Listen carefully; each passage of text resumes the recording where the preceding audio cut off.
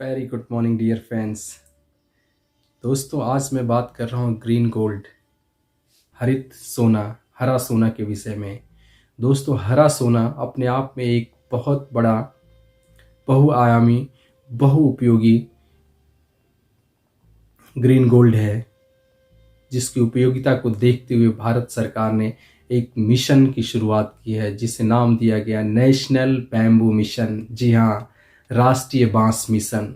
बांस की उपयोगिता को देखते हुए भारत सरकार ने इसे मिशन के रूप में प्रयोग किया है और किसानों को प्रोत्साहित करने के लिए प्रति पौधे 120 रुपए की सब्सिडी भी दी जा रही है। जो भी किसान बड़े पैमाने पे या छोटे पैमाने पे बांस की खेती करते हैं, भारत सरकार उन्हें 120 रुपए प्रति पौधे की सब्सिडी देती है। इसकी उपयोगिता को देखते हुए इस प्रकार का कार्यक्रम चलाया जा रहा है। चूंकि बांस एक झाड़ीनुमा वृक्ष होता है और इसकी ग्रो करने की क्षमता बहुत होती है। यह एक साल में 30 से 40 फीट की ऊंचाई प्राप्त कर लेता है। दोस्तों, देश की ग्रामीण अर्थव्यवस्था में एक नई जान फूंकने, ग्रामीण अर्थव्यवस्था को मजबूत आधार प्रदान करने के लिए और ग्रामीण क्षेत्रों से शहरों में जो पलायन हो रहा है उसे रोकने के लिए बांस की इंडस्ट्री पर भारत सरकार अपना ध्यान केंद्रित कर रही है कि बांस आने वाले दिनों में वाकई में यह हरा सोना साबित होने जा रहा है। चूंकि पर्यावरण प्रदूषण पूरे विश्व के लिए एक बहुत बड़ी समस्या और एक चुनौती बना हुआ है, जिसका एक महत्वपूर्ण प्रयोग है पेड़ों की कटाई और प्लास्टिक का हमारे जीवन में बहुत ज़्यादा प्रयोग किया जाना। इस प्लास्टिक के एक विकल्प के रूप में पूरा विश्व बांस को देख रहा है। प्लास्टिक को अगर रिप्लेस किया जा सकता है तो इन बांस के आइटम्स से किया जा सकता है, और जो पर्यावरण मैत्री हो सकते हैं, पर्यावरण को नुकसान भी नहीं पहुंचाते हैं। और एक बांस प्रति वर्ष 400 किलोग्राम कार्बन डाइऑक्साइड को ऑक्सीजन के रूप में परिवर्तित करते हैं, और ऑक्सीजन पूरी मानवता के लिए एक संजीवनी के रूप में काम करती है। यही कारण है कि बांस को एक मिशन के रूप में पूरा विश्व देख रहा है, और इस मिशन की शुरुआत भारत में 2006 में की गई थी।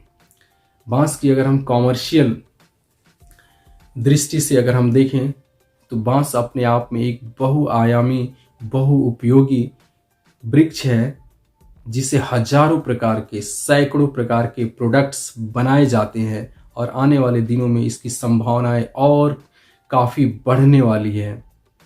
अगर हम इसके बिजनेस मॉडल की बात करें तो बांस से हमें फूड के रूप में प्रयोग कर सकते हैं, फ्यूल के रूप में, फर्नीचर के रूप में, कंस्ट्रक्शंस के क्षेत्र में, फ्लोरिंग के रूप में बांस की हम प्रयोग कर सकते हैं। अगर फूड की बात करें तो जो बांस से सूट्स निकलते हैं उनसे सब्जियां, मुरब्बा, अचार बनाए जाते हैं।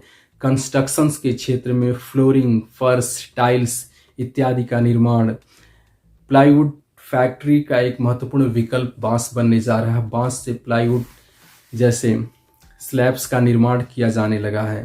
प्लाईवुड्स बांस से जो है प्लास्टिक के बॉटल की जगह बांस के खूबसूरत से बॉटल मार्केट्स में आने लगे हैं। इस प्रकार तमाम प्रकार की चीज़ें जो प्लास्टिक की हमारे जीवन में, रोज़मर्रा के जीवन में प्रयोग में होती है, उन सारे आइटम्स का स्थान बांस इंडस्ट्री लेने वाली है। बांस अपने आप में एक इंडस्ट्री है और हजारों प्रकार के प्रोडक्शन बांस से होते हैं। और ख़ास बात यह है दोस्तों बांस से कि यह ग्रामीण परिवेश में बड़ी आसानी से कहीं भी लगाया जा सकता है। इस पे न तो मौसम का प्रभाव होता है और न ही जाड़े, गर्मी, बरसात किसी भी चीज़ का प्रभाव नहीं होता है। पानी हो तो भी ठीक है, ना हो तो भी ठीक है। बांस को कोई विशेष पर्यावरण की ज़रूरत नहीं होती है और वो किसी भी क्षेत्र में बहुत आसानी से ग्रो कर सकता है। भारत सरकार का उद्देश्य ग्रामीण अर्थव्यवस्था को मजबूत करना है और ग्रामीण क्षेत्रों का शहरों की तरफ जो पलायन है उसे रोकने में, ग्रामीण अर्थव्यवस्था को मजबूत करने में बांस एक महत्वपूर्ण भूमिका निभा सकता है।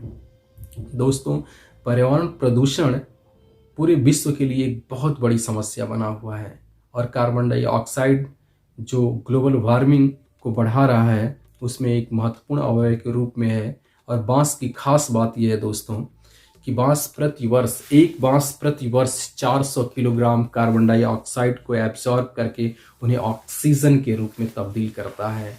अगर प्रत्येक मनुष्य सिर्फ 5 बांस लगाए तो 2000 किलोग्राम कार्बन डाइऑक्साइड को वो ऑक्सीजन के रूप में तब्दील कर सकता है, और हम कार्बन की जो समस्या है उससे अपने आप को बहुत हद तक सुरक्षा प्रदान कर सकते हैं।